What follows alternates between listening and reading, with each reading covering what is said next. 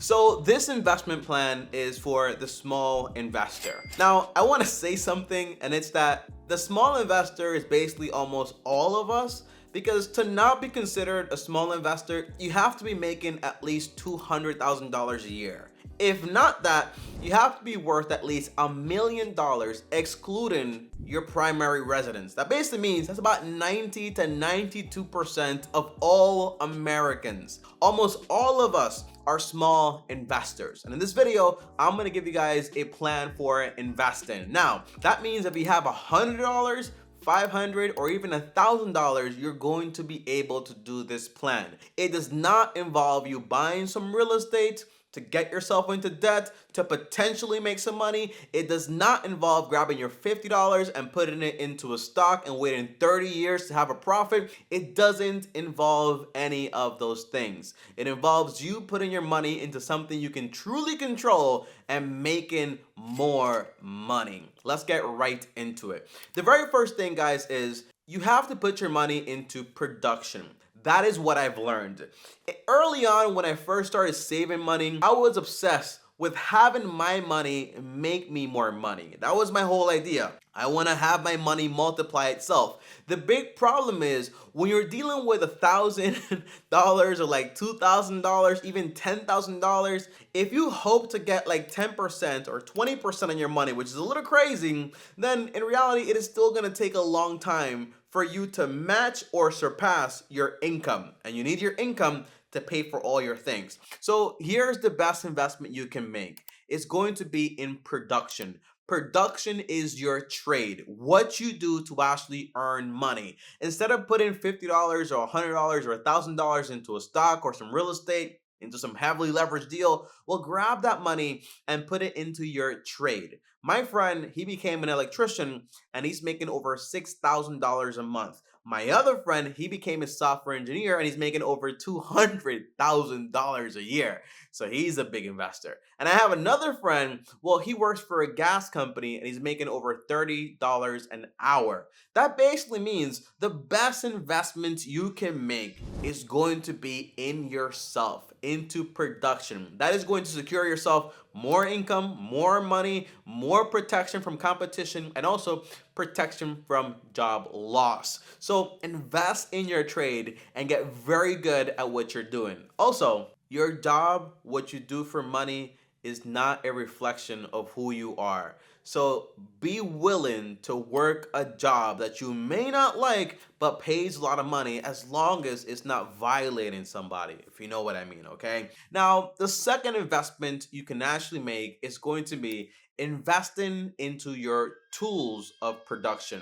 That basically means there are a lot of people out there that they do a job, but the tools that they actually need for the job, they have to rent it or they borrow it from a company. If you're an electrician, you should own all the tools you need to perform that job. Same thing for a plumber, same thing for a video creator. I own my camera, I own my laptop, I own all my stuff, my lights, so that way I can make videos whenever I want. Right now it is 5 p.m. I could do this at 3 a.m. or 2 a.m. Doesn't matter. I own the tools to my production to make money. Now, what about most of us? Most of us are going to be knowledge workers. So I don't recommend you buying like 5 laptops to have them in there because technology advances, but I do recommend invest into your mind. That means reading a lot of books on your craft, taking extra classes, certifications, and all that extra stuff. That way you are better off. And for me, as a knowledge worker, whenever I'm not reading and learning, I can feel the effect in my work, okay? I get worse. That's the idea. So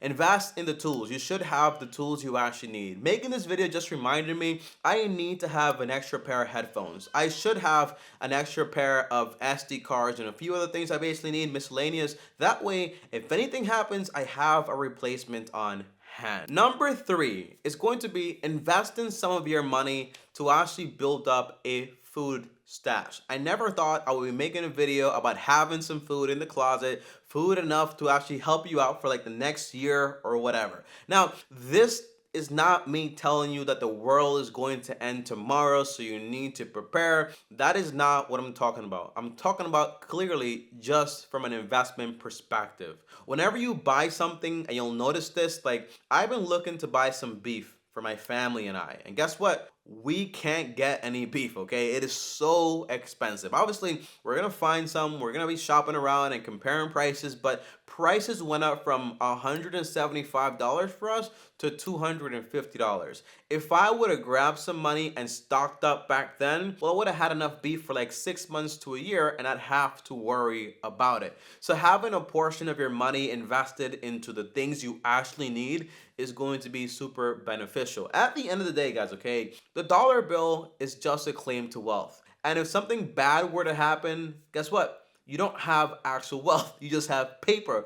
And if people are not selling it to you or the prices go up too crazy, you might not be able to get what you want. So it protects you against inflation, it protects you against, scarcity for the most part, and it's also good to have. So for me and my family, we're going to be buying at least like 20 chickens, about a quarter of a cattle, and on top of that, all the grains we basically need for an entire year. As far as fruits and vegetables, we'll probably just get those things fresh, but those are just little things here and there. If you're wondering how much that's actually going to cost, it's going to cost us most likely between $3,000 to like around like $3,500. But that is it for an entire year. We get to save a ton of money because we're buying in bulk, and we also get to save money from prices actually going up, and we also have some security as a family.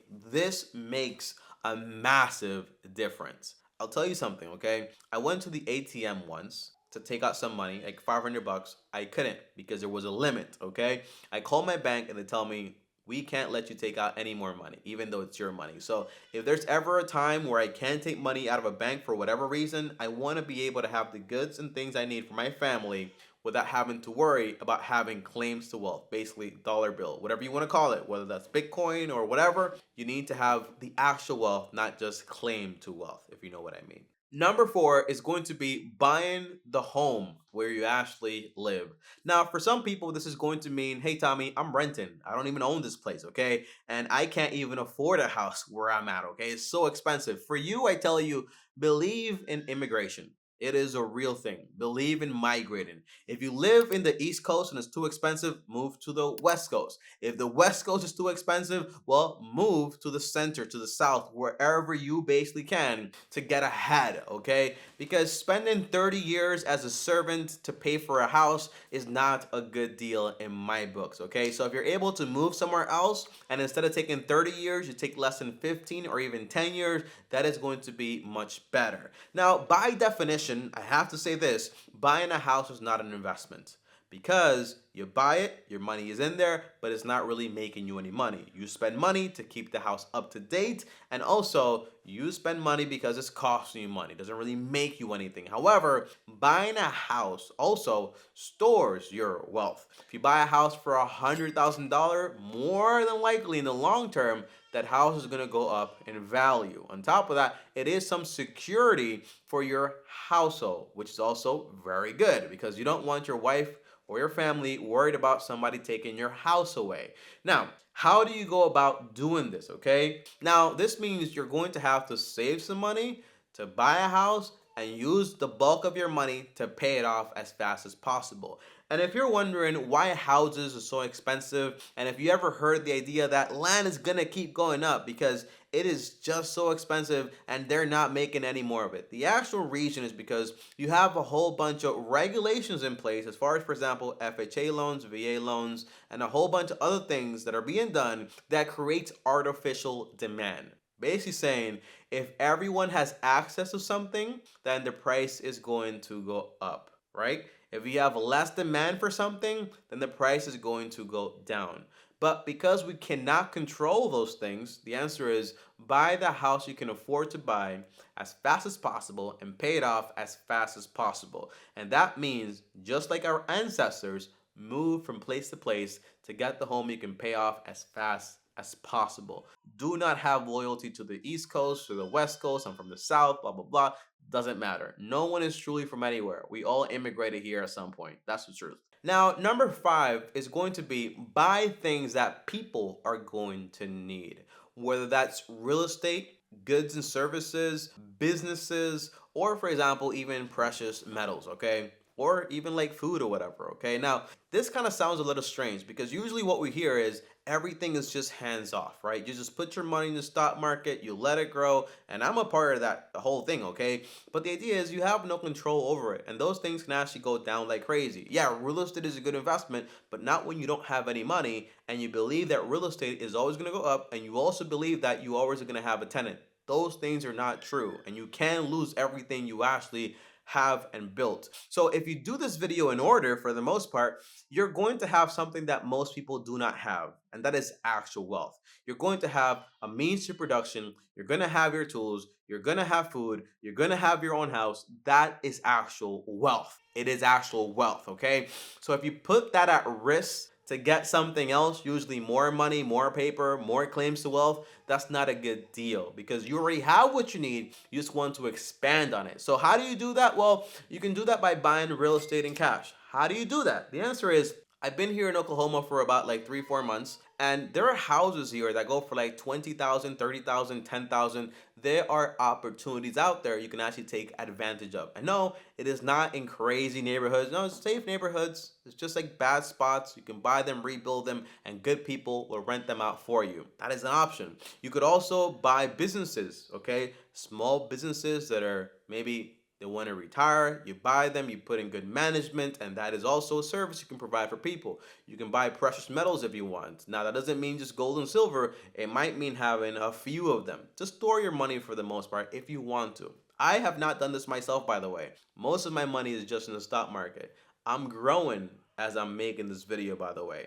Now, this is a big thing, okay? If you want to put your money in the stock market, I recommend you can if you want to. My only investment is just into the S&P 500, but understand, that is also just a claim to wealth. Although you have the actual business, it's not just a piece of paper. If it goes down, you are out of luck for some time until it recovers, if it does recover. So don't have all your eggs in that basket. Do everything else first, okay? And that way you have actual wealth and not just claims to wealth. These are investments for the small investor. You can do this with $100, for $500, and you don't have to do it all overnight. You can do it little by little. You don't have to buy all your groceries for a year. Just buy some extra beans, some extra pasta, and so on, and start building up your stash, okay? That is it. Thanks for watching. Peace. Long-term team out. Subscribe to the channel.